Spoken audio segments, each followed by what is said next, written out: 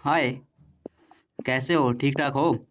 तो इस वीडियो में हम कवर करेंगे साइंस सेक्शन को, यानी साइंस सेक्शन का जो यूनिट एंड डायमेंशन चैप्टर होता है उसको हम खत्म करेंगे कितने मिनट में? 10 मिनट में। ओके।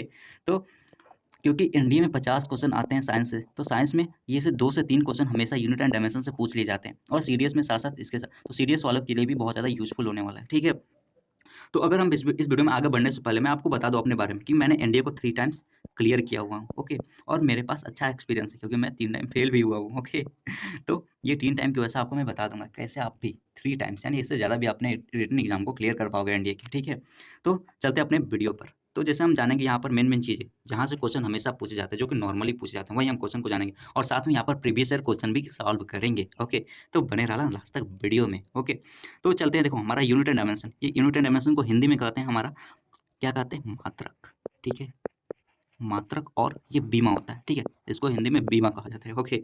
तो जैसे हमारा पहला जो पॉइंट है that is light year. Light year क्या होता है, यानी हिंदी में इसको प्रकाश वर्ष कहा जाता है। तो प्रकाश वर्ष को क्या होता है पहले ये जान लेते हैं। तो जैसे प्रकाश वर्ष होता है कि जो हमारी लाइट की स्पीड कितनी होती है, 3 × 10⁸ मीटर पर सेकंड होती है। कितना मीटर पर सेकंड होती है। ठीक है। और इसके द्वारा यानी इस स्पीड के साथ 365 दिनों में चली गई दूरी को हम क्या कहते हैं, 1 लाइट ईयर कहते हैं। यानी कि 1 light year is the distance, कितना, 1 साल में चली गई लाइट की स्पीड से दूरी। ओके। तो ये होता है। और पार्सेक क्या होता है, ये भी स्पीड, ये भी डिस्टेंस की यूनिट होती है। ये सब बड़ी बड़ी दूरियां होती है, यानी कि आसमान में जैसे हमारे जो अंतरिक्ष होते हैं उसके बीच के डिस्टेंस को नापने के लिए सब चीज़ों का यूज किया जाता है। तो पार्सेक क्या है, सबसे बड़ी यूनिट है हमारे यूनिवर्स में, यानी कि लंबे डिस्टेंस को नापने के लिए। ये पार्सेक कितना होता है, 3.26 लाइट ईयर के बराबर होता है। ठीक है। और 1 एस्ट्रोनॉमिकल यूनिट क्या होता है, एस्ट्रोनॉमिकल यूनिट जो हमारे सूरज है ना, यानी जो सूरज हमारे भगवान जी हैं। ठीक है। और जो हमारे अर्थ हैं, इनके बीच की जो दूरी होती है उसी को हम क्या कहते हैं, एस्ट्रोनॉमिकल यूनिट कहते हैं। ठीक है। समझ में आ रहा है तो लाइक कर दो। ओके।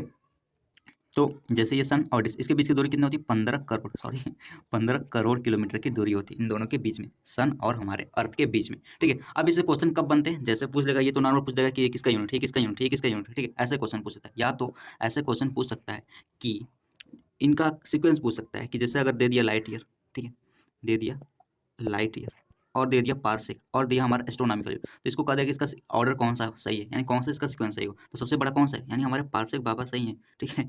सबसे बड़ा कौन सा है, पार्सेक। इसके बाद छोटा कौन सा है इससे, लाइट ईयर। और सबसे छोटा कौन सा, हमारा सबसे छोटू कौन सा है, that is Chhotu is astronomical, यानी खगोलीय दूरी हमारा सबसे छोटा होता है। ठीक है। ये किसके बीच होता है, यानी सन और अर्थ के बीच का डिस्टेंस होता है। ठीक है। तो चलते हैं हमारे नेक्स्ट पॉइंट पर। तो हमारा नेक्स्ट पॉइंट है यूनिटलेस एंड डायमेंशनलेस। तो कई सारी ऐसी क्वांटिटीज होती है जो यूनिटलेस भी होती है और डायमेंशनलेस होती है। इसका मतलब मैंने क्या बोल दिया, आसान बोला है। ठीक है। आसान है ये भी। देखो जैसे हमारा यूनिटलेस, जैसे अगर हम बात करें एंगल, यानी कोई भी कोण है, तो एंगल की यूनिट क्या होती है, डिग्री तो होती है। ठीक है। बट इसका डायमेंशन है, नहीं, इसका डायमेंशन नहीं है। तो ये क्या होगा, ये एंगल डायमेंशन लेस क्वांटिटी होगी, बट क्या होगा, यूनिटलेस क्वांटिटी है, नहीं, यूनिटलेस क्वांटिटी नहीं है। ठीक है।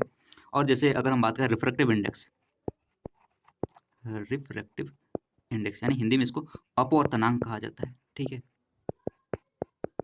जो अपवर्तनांक होता है ये क्या है, दोनों है, क्योंकि इसके पास ना तो यूनिट है ना ही इसके पास कोई डायमेंशन है। तो क्या है, दोनों क्वांटिटी, यानी यूनिटलेस और डायमेंशनलेस दोनों क्वांटिटी। और यूनिटलेस डायमेंशनलेस एक और क्वांटिटी होता है स्ट्रेन, यानी स्ट्रेन, इसको हिंदी में विकृति कहा जाता है, विकृति। ठीक है। ये भी क्या है, हमारा यूनिटलेस और डायमेंशनलेस दोनों क्वांटिटी है। ठीक है। और जैसे जैसे हमारा एक एंगुलर डिस्प्लेसमेंट होता है, एंगुलर डिस्प्लेसमेंट ये क्या होता है, एंगुलर डिस्प्लेसमेंट, एंगुलर सॉरी दो बार डिस्प्लेसमेंट। ठीक है। इसको हिंदी में क्या कहते हैं, कोणीय विस्थापन। तो कोणीय विस्थापन में क्या होता है, एक यूनिटलेस क्वांटिटी नहीं होती, यानी कि डायमेंशनलेस क्वांटिटी होती है। ठीक है। बट इसका यूनिट होता है। ठीक है। क्योंकि एंगल है, रेडियन इसका यूनिट होता है। तो ये यूनिटलेस क्वांटिटी नहीं है, बट क्या है, ये डायमेंशनलेस क्वांटिटी है। कौन सा, एंगुलर डिस्प्लेसमेंट। ठीक है। अच्छा आप बताओ ये डिस्प्लेसमेंट क्या होता है, डिस्प्लेसमेंट क्या है, एक यूनिटलेस क्वांटिटी है कि नहीं नहीं यार, क्योंकि इसका यूनिट मीटर होता है, कुछ भी नहीं है, ना यूनिटलेस है ना डायमेंशनलेस है। ठीक है। ये नॉर्मल इसका यूनिट होता है। ठीक है। अब चलते हैं अपने पॉइंट पर। जैसे अब हम क्वेश्चन इसके साथ साथ पीवाई को भी करेंगे ना। ठीक है। इसको हम लास्ट में क्वेश्चन को सॉल्व करेंगे, जो कि क्योंकि बहुत ज़्यादा आसान है। ठीक है। तो चलते हैं अपने लास्ट वाले यानी क्वेश्चन पर। ठीक है। अब जैसे यहाँ पर पूछ लिया कि जैसे पूछ लिया कि जो यूनिट का एनर्जी है इसमें से कौन सा नहीं है, यानी देखो ये नॉट वर्ड ना हमारे जो यूपीएससी को बहुत पसंद है, बहुत ज़्यादा, हमेशा इसको देखा फंसा देगा। ठीक है। तो अब जैसे एनर्जी क्या है, एक ऊर्जा, हिंदी में इसको ऊर्जा कहा जाता है। ठीक है। तो पूछ देगा कि इसमें से कौन सा यूनिट नहीं है, पूछ रहा है इसमें वैसे। तो जूल किसका यूनिट है, एनर्जी का यूनिट है। वाट आवर क्या है, इसका यूनिट है। जैसे नहीं पता तो पी बराबर फॉर्मूला क्या होता है, W/T होता है। ठीक है। तो पी का पावर का यूनिट क्या होता है, वाट, और टाइम को घंटा में लिखा जा सकता है। तो ये भी क्या है, अगर इसको हम मल्टीप्लाई करते हैं तो इसको हम P × T लिखा जाता है, यानी कि वाट आवर के रूप में भी लिखा जा सकता है। तो ये भी क्या है, ये भी है, ये भी है। न्यूटन मीटर, यानी कि अगर आपको फार्मूला याद होगा W = F × D, ठीक है। तो वर्क डन क्या है, एनर्जी है। तो यानी कि अगर F ये न्यूटन हुआ और डिस्टेंस क्या हुआ, मीटर हुआ, तो ये भी क्या है, एक यूनिट है। लेकिन ये नहीं है, ये किसका यूनिट है, किसका यूनिट है, आप कमेंट करके जरूर बताओगे। ओके, किसका यूनिट है, केजी बता ही देते हैं, मीटर पर सेकंड स्क्वायर, यानी कि एक्सेलरेशन, यानी m × a, यानी किसका यूनिट है, ये फोर्स का यूनिट है। ठीक है, तो ऐसे क्वेश्चन छोटे छोटे छुटपुट क्वेश्चन पूछ ले जाते हैं, जो कि आपको ये बहुत ज़्यादा आसान होता है। अब जैसे ये पूछता है, हमेशा हमेशा पूछा गया है, ठीक है, कौन सा, ग्रेविटेशनल कांस्टेंट, यानी कैपिटल जी की वैल्यू, ठीक है। इसको कैसे निकालेंगे, फार्मूला याद है, F = G m1 m2 but हमें r², ठीक है। F की डायमेंशन क्या होते हैं, mL/2, ठीक है। और हमें निकालना है जी का, तो यानी कि ये नीचे आएगा इसके, ठीक है। तो इसका हम m² लिखेंगे और ये उसको ऊपर जाएगा, यानी कि L² लिखेंगे, यानी L³ 3 किसमें है, ये नहीं होगा, ये नहीं होगा, ये वाला सही है नहीं, ये और दोनों में से कोई होगा। अब इसको कैसे पता नहीं, जैसे हमारा ये 2 है तो ये ऊपर जाएगा तो माइनस, यानी कौन सा option, B option is correct option. देखो ऐसे छोटे छोटे क्वेश्चन पूछे तो आप इसको याद रखना हमेशा, ठीक है। और एक चीज़ और यहाँ पर याद रख सकते हो, जो हमारा ग्रेविटेशनल एक्सेलरेशन वो कभी भी चेंज नहीं होता, ठीक है। चलो देखो अगला क्या है, अब जैसे ये पूछ लिया कि जो प्रतिरोधकता का यूनिट क्या है, प्रतिरोधकता यानी रेजिस्टिविटी का यूनिट क्या है, ठीक है। रेजिस्टिविटी का यूनिट क्या होता है, तो हम बता देते हैं, आर बराबर फार्मूला होता है ρL/A, ठीक है। तो रो का यूनिट पूछ रहा है, तो यहाँ से आप निकाल सकते हो, ये क्या है, इसका यूनिट क्या है, ओम, ये क्या है, ओम इसका यूनिट होगा ओम, और ये क्या है, ये एरिया होता है, एरिया का यूनिट क्या होता है, मीटर स्क्वायर, और ये नीचे क्या आएगा, मीटर आएगा, ठीक है। तो 1 मीटर से मीटर का है, तो क्या बचा, ओम मीटर, ठीक है। तो ओम मीटर इज ऐसा यूनिट ऑफ रेजिस्टिविटी, तो कौन सा, D option is correct Baba. Okay चलो अगला क्या है, देखो इस क्वेश्चन का दिखाना का मतलब ये था, आपको कुछ ज़्यादा बताना है, ठीक है।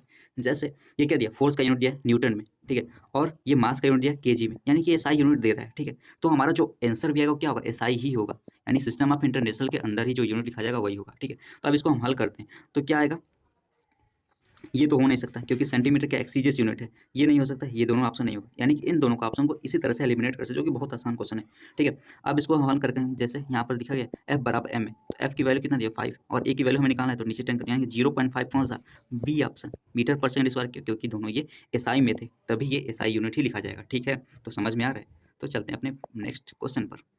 अब देखो जैसे ये पूछ दिया कि एम्पलीट्यूड, एम्पलीट्यूड क्या होता है, एक तरह से ये हाइट होती है, यानी कि इसको मीटर में लिखा जाएगा, ठीक है। तो अब पूछ रहा है कि the sound wave, the amplitude of sound wave is measured in the unit of, किसके यूनिट के रूप में इसको मेजर किया जा सकता है, ठीक है। तो प्रेशर नहीं भाई, डिस्टेंस अभी बताया ना, मीटर किसके, डिस्टेंस का यूनिट क्या होता है, मीटर होता है, ठीक है। तो ऑप्शन कौन सा होगा, बी ऑप्शन, इस तरह से सही हो जाएगा। देखो ऐसे ऐसे क्वेश्चन पूछे जाते हैं, ठीक है।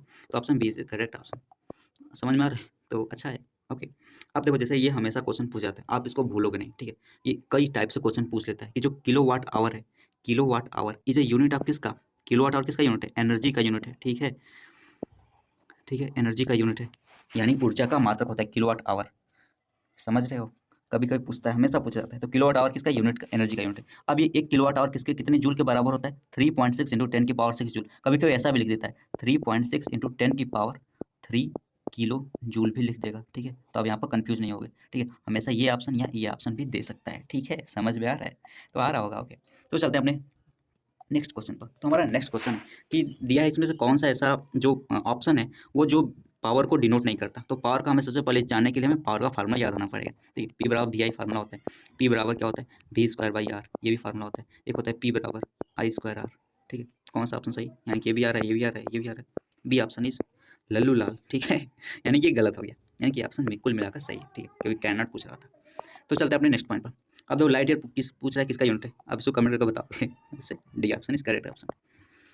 कह रहा है कि the unit of ratio thrust, thrust क्या होता है, फोर्स होता है, तो फोर्स का यूनिट क्या होता है, डायमेंशन mL/2, ठीक है। अब पूछ रहा है इसका अनुपात किसके द्वारा, इम्पल्स, इम्पल्स क्या होता है हमारा, जो मोमेंटम होता है वही होता है, मोमेंटम क्या होता है, यानी मास इंटू वेलोसिटी, तो मास और वेलोसिटी का यूनिट -1, तो ये दोनों कटा, ये ऊपर गया, यानी कि T⁻⁻1 बचा, ये T⁻⁻1 किसका यूनिट है, आवृत्ति, फ्रीक्वेंसी का यूनिट होता है। तो ये ऑप्शन इज करेक्ट और बाकी सब बेकार, एक सरदार बाकी सब बेकार, ओके।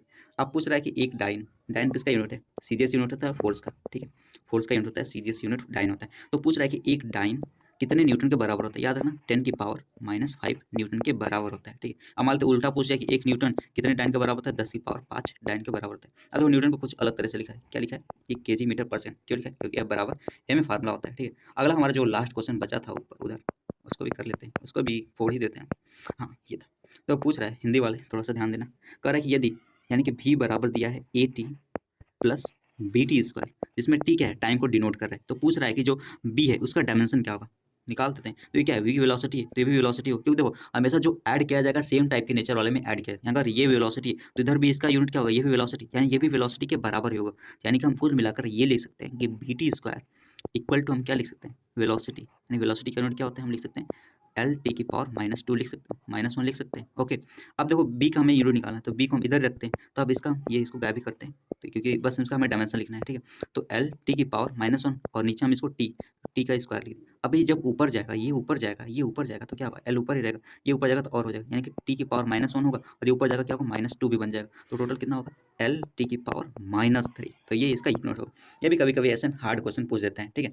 तो वीडियो कैसा लगा, अच्छा लगा तो वीडियो को लाइक कर दो और चैनल को सब्सक्राइब कर दो, क्योंकि हम 10 यानी 10 मिनट में सारे फिजिक्स को खत्म करेंगे, सारे साइंस को खत्म करेंगे, जो कि बहुत कम टाइम है। अब इसको 2x स्पीड पर देखते हो तो बहुत आसानी से खत्म हो जाएंगे, ठीक है। तो कैसा लगा प्रीवियस ईयर क्वेश्चन के साथ, आई होप अच्छा लगा, तो वीडियो को लाइक कर दो और अगर चैनल पर नए हो तो सब्सक्राइब कर दो, ठीक है। तो बाय।